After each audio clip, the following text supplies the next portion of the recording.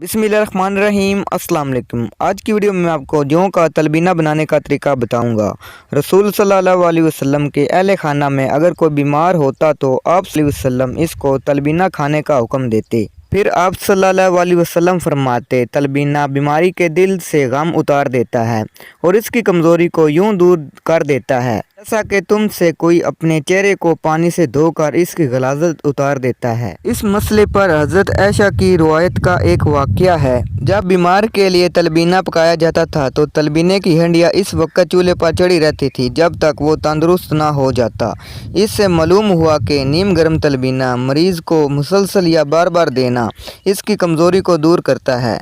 हज़रत आयशा बीमार के लिए तलबीना तैयार करने का हुक्म दिया करती थी और फरमाया करती थी, अगर बीमार इसे पसंद ना करे लेकिन ये बीमार के लिए बेहद मुफीद है। वैसे तलबीना नहायत टेस्टी, खुश ज़ायक़ा और लाजवाब है। आप चाहें तो इससे आटे में पीसी हुई छोटी हल्दी मिलाकर इसकी और खुशबू में इजाफा कर सकती हैं। तलबीना ज़हनी परेशानी और थकावट के लिए बेहद मुफीद है। तलबीना बनाने का तरीका, जौ का आटा 2 आपने चम्मच लेना है और ताज़ा पानी में आपने इसे घोल देना है। जौ का आटा 2 चम्मच लेकर आपने 1 कप पानी में इसे खूब घोलना है और इसे 5 मिनट तक हल्की आंच पर आपने पकाना है और आहिस्ता आहिस्ता आपने हिलाते रहना है।